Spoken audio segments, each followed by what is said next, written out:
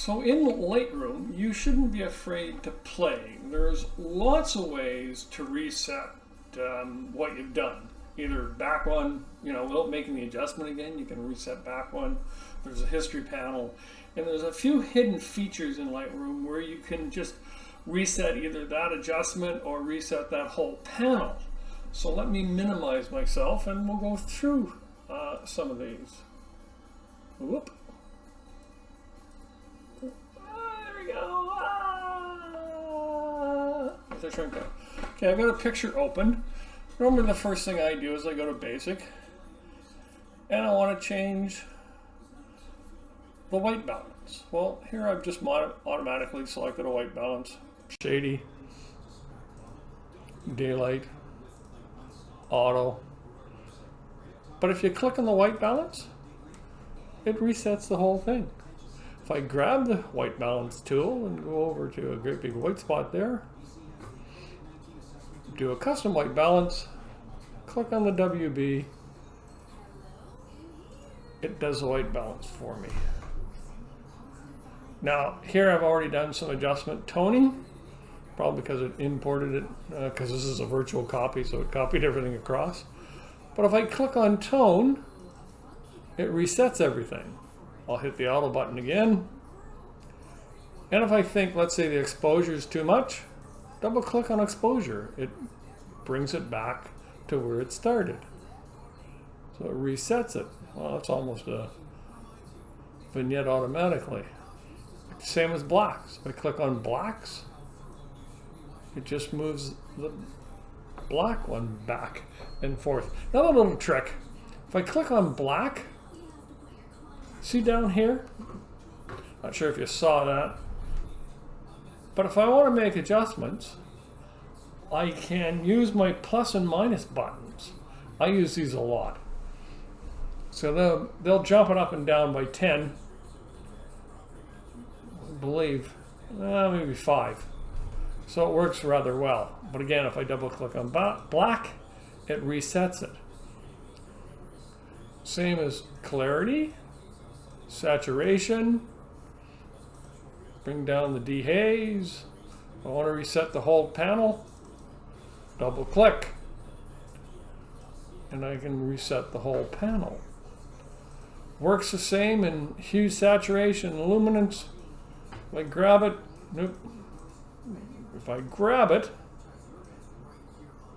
make adjustments to it, make it really, really green, I can double click on the green, just reset the green, double click on hue, we'll reset the hue. So that works for split toning as well. I'll add some color into the highlights. Don't like it, too much, too little, double click highlights, resets it all. Now, here's one of the things that I often do. If I'm playing with, I'll go back to my hue saturation, and I want to add some green or red or orange or whatever color I want to add, I'm going to go with just the yellow. So I'm going to add the yellow. Black coating, yeah. Got to be careful. Got to make sure you're pressing the right one. So yellow's reset to 0. So I'm going to take it up 5. Kind of like that. 10's okay. A little too much. 15's okay. Now, I like the 5. Instead of setting it back to 5 manually, if I go over to my history, so I'm going to click on, it changed 5, went down, went up 5 there, went up 5 there. But the second number is the actual setting that I was using.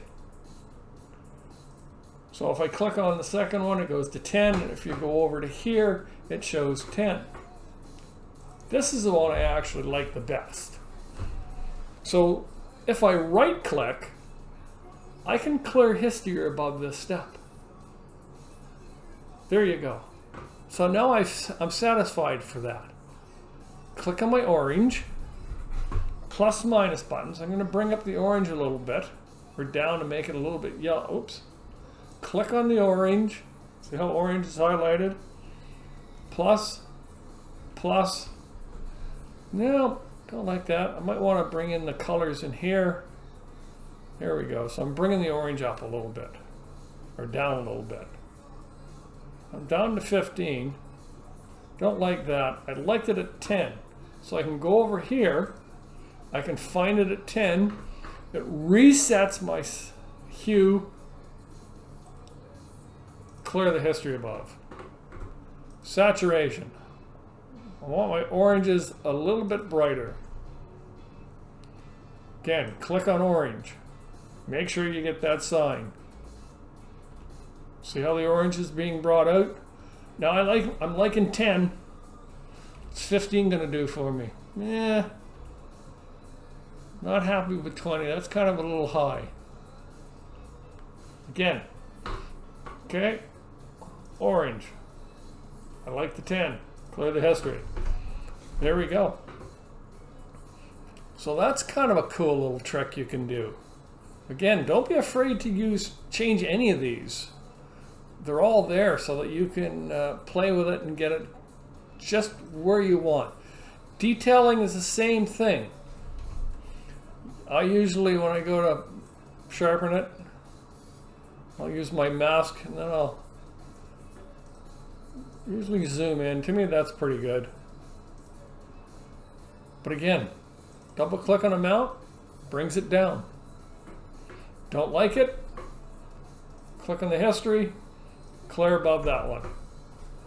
That's the way I like to do it, and to keep my history clean, but I can keep things going that way. Now, a lot of times when I pop into the adjustments up here, the gradient filter or the adjustment brush and things like that, these are all set right now. So what I'm going to do is I'm just going to make a little bit of adjustments here, and I'm just going to paint here just to bring that up a little bit. Now if I go new, all these stayed the same. Nothing changed as I go for a new brush, which is great if I just want to add a little bit. But what happens if I want to change it? What happens if I want to start from scratch? New brush, hit effects. It zeroes everything out, so you're starting from scratch. So then I can make my adjustments and then paint with the brush again. And that basically works for all of them.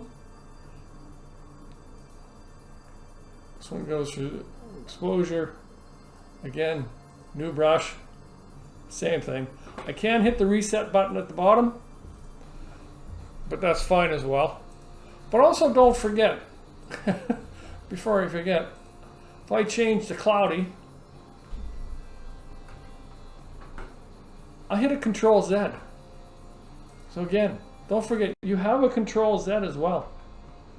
Control-Z works as well to reset the last information you did.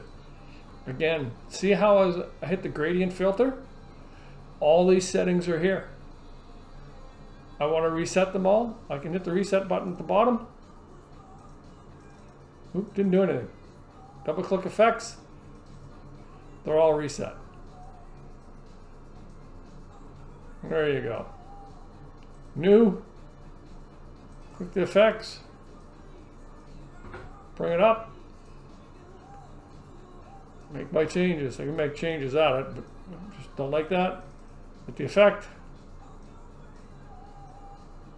Make your changes. Go new. Now, another thing I wanted to show you. Have you ever dragged across and you can't seem to get things straight, and it's always bouncing around? Hold your shift button down and it will draw straight. 90 degrees, 180 degrees, whichever way you're going, it will hold it straight for you. So that's a little extra tip for you.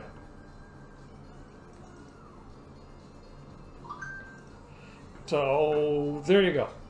The other thing I wanted to show you was you've got a reset button down here, and I've got settings up here. Reset all current settings. If I hit this one, all it does is it resets everything, but gives you another function at the top. So it's resetted everything, but it didn't wipe everything out. So you've still got your history. So that's one of those cool kind of things too. If you want to kind of like remember what you did, and you just want to try, well, you know what, I just want to bring the exposure up a bit and see if I like that. Well, now I've got the exposure just changed. And if that's all I really wanted to do to that image, then it could have been done. But again, don't forget, graduated filter, clear history above, and then I'm back. So hopefully that gets you into not being afraid to make changes or adjustments, because it's very easy to reset. So if I've made an adjustment on Monday and I go into Tuesday to look at the image and I'm not quite happy, with it, and I want to make a little bit more adjustments, you've still got the history panel there.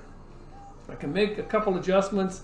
If I don't like it, I can just delete those adjustments that I made, but keeping the whole history panel there. So that's very powerful as well. So don't forget to subscribe to the channel, like the video. If you have a way of resetting that you trick that you use for resetting and that I didn't mention here, let me know. Leave it in the comments below, and we will see you on the next video. So get out there and shoot, have fun, be safe.